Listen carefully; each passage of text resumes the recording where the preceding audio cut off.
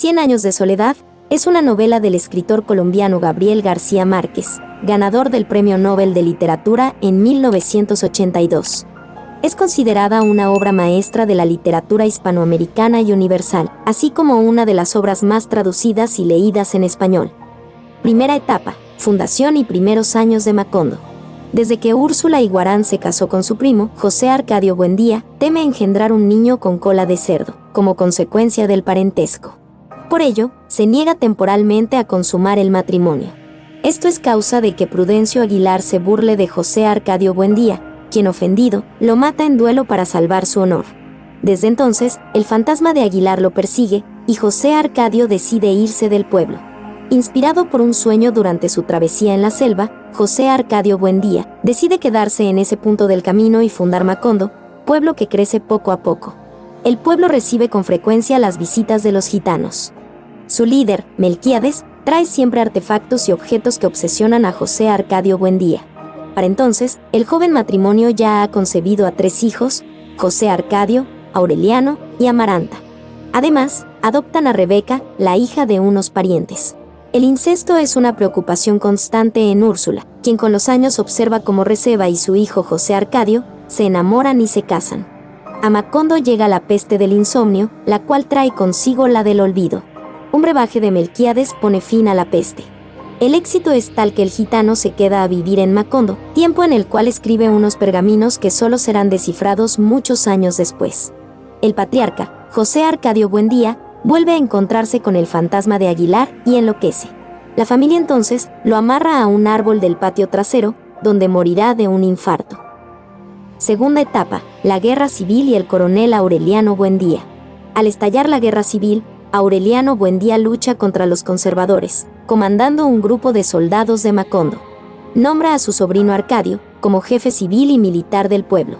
Arcadio había sido el fruto de una relación de amantes entre José Arcadio hijo y Pilar Ternera, regente de un prostíbulo.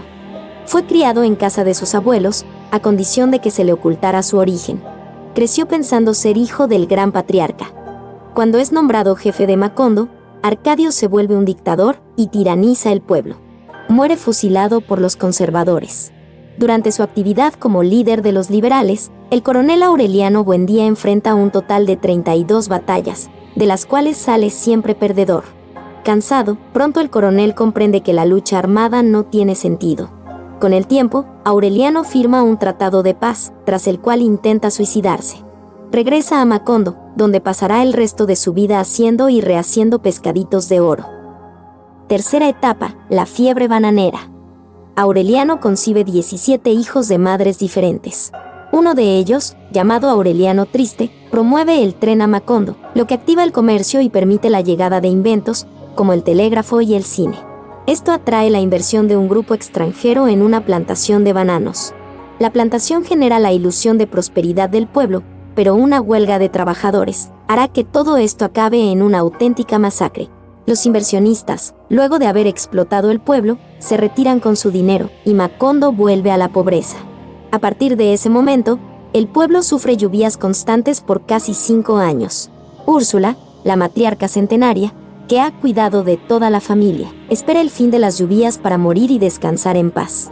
Durante los últimos tiempos de Úrsula, nace Aureliano, Babilonia, el último descendiente de los Buendía. Aureliano es hijo natural de Memé y Mauricio Babilonia, un aprendiz de mecánico, que siempre es perseguido por un enjambre de mariposas amarillas.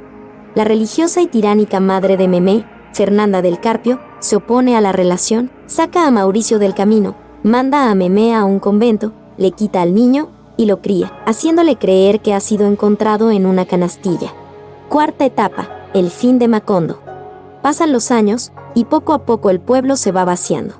Aureliano Babilonia, que se caracterizaba por ser sabio, pasa la vida descifrando los pergaminos que había escrito Melquíades. Entretanto, regresa de Europa su tía Amaranta Úrsula, casada con Gastón.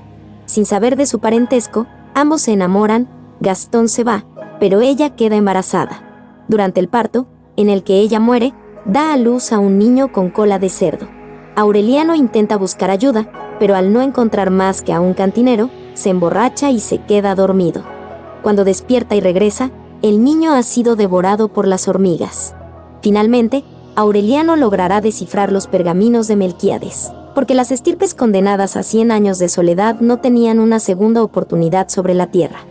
Entonces, todo Macondo será arrasado y sepultado por un huracán.